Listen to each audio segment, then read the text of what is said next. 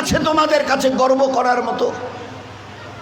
হাইয়া আলাস সালাহ, ঘাড় ফিরিয়ে চলে যাচ্ছ, এ গর্বের দিন টিকে থাকবে তো? You will be very proud for this that I am a very young and steady. এটা ঠিক থাকবে তো? তোমার এই জওয়ানিকে তুমি ধরে রাখতে পারবে তো? তোমার এই জওয়ানি ঢলবে না তো? ভালো করে ইয়াদ করো, আমি তোমার বড় মেহেরবান আল্লাহ তোমাকে বলছি, একটু ঝুঁকতে শেখো। কি আছে তোমার কাছে গর্ব করার মতো? একটা জিনিস আমাকে দেখিয়ে দাও। আল্লাহ দেখিয়ে দিয়েছে তোমার কাছে তিনটে আছে, তিনটি। কি কি? এক, পায়ের নখ থেকে মাথার চুল পর্যন্ত নাপাক ছাড়া আর পাক বলে কোনো কিছু নেই তোমার কাছে। দেখাও একটা জায়গায়, এই জায়গাটা পাক আছে, বদবু ছাড়া খুশবু বের হয়, দেখাও। পুরুষ হওয়ার মেয়ে ছেলে, দেখাও না। খুলিকাল ইনসানু মিন নুতফা। আমি আল্লাহ জিজ্ঞাসা করছি, তোমার পরিচয়টা আমাকে শোনাবে। পরিচয়টা কি আছে আমাদের কাছে? ওই পরিচয় ছাড়া few back days we everybody were of a drop of a dirty fluid, nothing else. আমরা সবাই, আল্লাহ আমাদের পরিচয় জানতে চাইছেন। খুলিকাল ইনসানু মিন নুতফা। আমরা বড় ওই নাপাক মনির কাতরা থেকে আমরা জন্ম নিয়েছি। আমাদের পরিচয় few back days we are a drop of a dirty fluid. আমরা এক বিন্দু নাপাক মনির কাতরা, এর চাইতে বড় পরিচয়। আচ্ছা, তোমার পায়ের নখ থেকে মাথার চুল পর্যন্ত একটা জায়গা দেখাবে যেখান থেকে খুশবু বার হয়, দেখাও। নাক থেকে যদি করো, স্বামীও পর্যন্ত বলবে নাকটা একটু ঘুরি ওই দিকে। মুখ দিয়ে অক করো যদি, তো ছেলেমেয়েরা বলবে আম্মু তুমি এটা কি করছো? পায়খানা পেশাবের রাস্তা দিয়ে হলে তো কথাই নেই। কান থেকে যদি কিছু বেরোয় তো কথাই নেই। চোখের এই জায়গা থেকে যদি বেরোয় তো পাশে কেউ বসতে দেবে না। এরপরে পুরো শরীরের এক একটা লোমের গোড়া থেকে যদি একটু করে ঘাম বের হয়, তো আমার নিজের বিবি, নিজের বেটা বেটি বলবে না আব্বু, স্বামী একটু হাতটা দাও তো, একটু চুমু দিই। মানে চুমু দি, ঘাম বেরোচ্ছে তো, তুমি তো হাজারো হলে আমার স্বামী, তুমি তো আমাদের আব্বু, তা একটু দাও না, একটু চুমু দিই। কেউ সবাই আব্বু একটু হাতটা সরিয়ে নাও না, ঘাম বেরোচ্ছে। এই তো তোমার পরিচয়। পায়ের নখ থেকে মাথার চুল পর্যন্ত বদবু ছাড়া কোথাও। তিন, খুলিকাল ইনসানু মিন জাইফা। তোমরা বড় দুর্বল। আমি জিজ্ঞাসা করছি, 3.5 হাতের একটা এইরকম শরীর, সুটাম চেহারা, আচ্ছা তোমার পিঠে কি বসে আছে? এইভাবে 2-3 বার দেখার পরে বলবে কই, দেখা তো যায় না। আচ্ছা, তা তুমি না খুব বুদ্ধির বড়াই করো, মডার্ন টেকনোলজি আর সায়েন্সের খুব গালগপ্প করো, তোমার নিজের পিঠে কি বসে আছে তুমি বলতে পারো না? বলে না, তা জানি না। আচ্ছা 10 মিনিট পরে তোমার পজিশন, অবস্থা কি থাকবে জানো তুমি? বলে আমরা কিচ্ছু জানি না। বাজারে যাবে বলে ব্যাগ নিয়ে মোটর সাইকেলের হুকে আটকে দিয়ে স্টার্ট করে খালি বাজারে গিয়ে স্ট্যান্ড করে খালি পা দিয়ে স্ট্যান্ডটাকে খালি ঠিক করে দিয়েছে। পিছন থেকে একটা গাড়ি এসে ধাক্কা দিল আর সঙ্গে সঙ্গে ডেথ।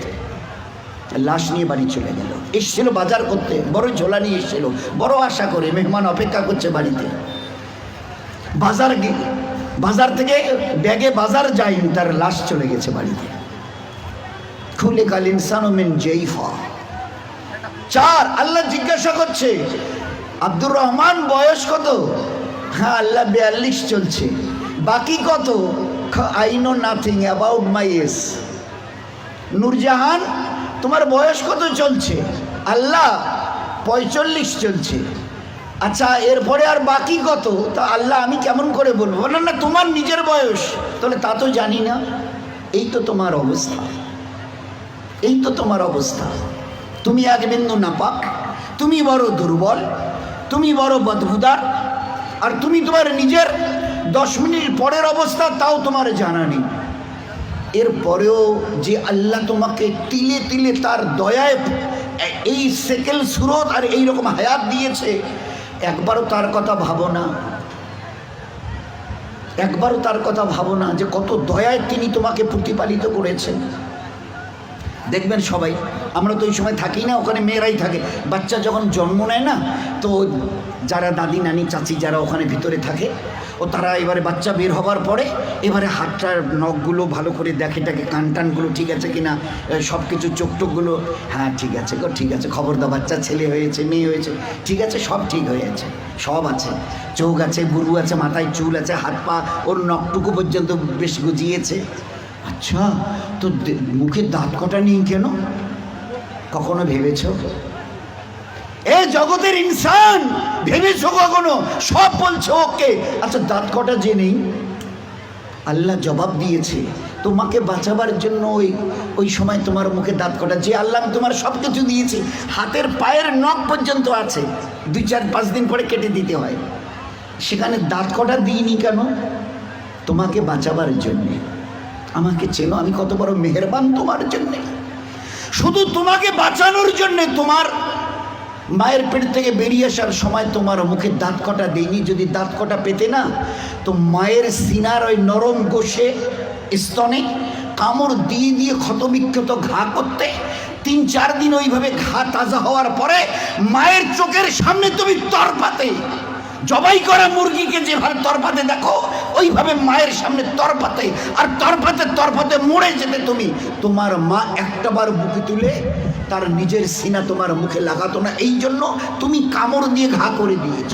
আমি বাঁচাবার জন্যে সব কিছু তোমার মায়ের পেটে বানিয়েছি, পুরো ফিগারের যা কিছু প্রয়োজন, each and everything has been given from myself, শুধুমাত্র except your teeth, তোমার দাঁত বাদ দিয়ে, যেখানে আমি তোমাকে আমার দয়ায় বাঁচাতে চাইছিলাম, ওই জন্য দাঁত কটা দিনই, নয়তো মায়ের স্তনকে কেটে ছিন্ন বিচ্ছিন্ন করতে, মায়ের চোখের সামনে তরপাতে তরপাতে তুমি মরে যেতে।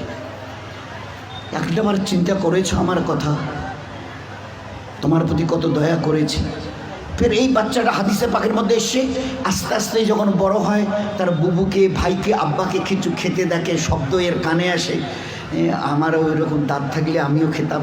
আল্লাহ বলে, হাদিসে পাকের কথা বলছে, আল্লাহ বলে তুই একটু সবর কর, সবর কর, কারণ এখনও তোর অতটা হুশ আওয়াজ হয়নি, এখনই যদি দাঁত দিই মায়ের স্থানে কাপড় দিবি, একটু সবর কর, এই 7-8 মাস 9 মাস 10 মাস হোক না, একটু যখন, তারপরে আমি দাঁত দেবো।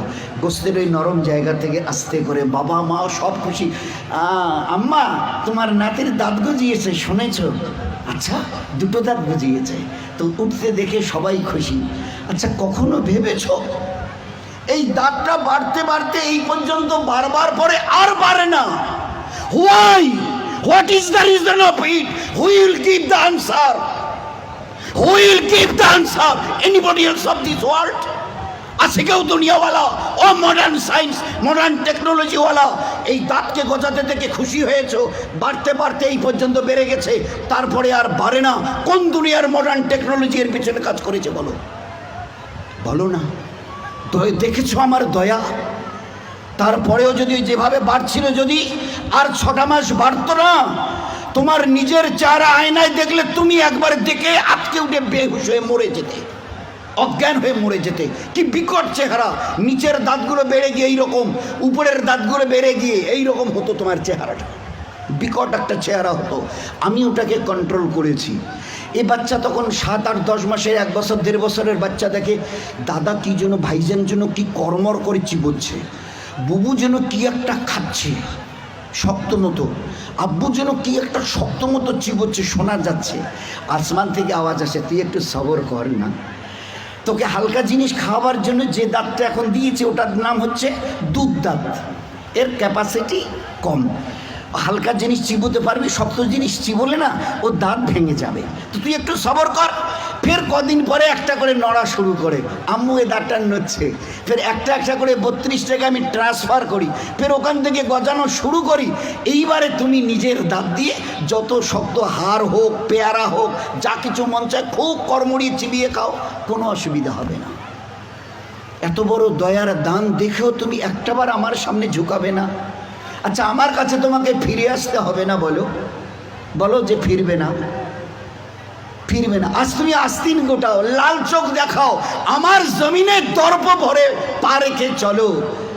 আচ্ছা, তোমার কি মনে হয় তুমি আমার সঙ্গে মোকাবেলায় আসবে? আসবে? তোমাকে সেজদা করতে না, না, ওসব আমাদের দ্বারা হবে না। হোয়াই কি আছে তোমার কাছে গর্ব করার মতো? আর আমার সঙ্গে তুমি পাল্লা দেবে, মোকাবেলায় আসবে, কি আছে তোমার কাছে বলো না? এর মাস আজকের যেটা ফুলছে মাসল, এটাকে না আর এই দিকে ঝোলা মানে ফুলাতে পারবে না। শত চেষ্টা যদি করো তো উপরের দিকে নয় নিচের দিকে ঝুলে থাকবে। যে দাঁত আজকে কর্মড়িয়ে অন্যের দিকে লাল চোখ করে তাকাও, এই চোখ আজ বাদে কাল ঝাপসা হবে। এ দাঁত তোমার কাছ থেকে তোমাকে জিজ্ঞাসা না করে বিদায় নেবে। এ কালো চুল তোমাকে না বলে সাদা হবে। এ শক্ত বডির মাসল এ তোমাকে না জিজ্ঞাসা করে গোশত আস্তে আস্তে চামড়া ঝুলে থাকা শুরু হবে। আমার কাছে কি তোমার কাছে আছে মোকাবেলা করার মতো? কিছুই আমি করব না, শুধু তোমার বয়সটুকুকে একটু যদি বাড়িয়ে দিই।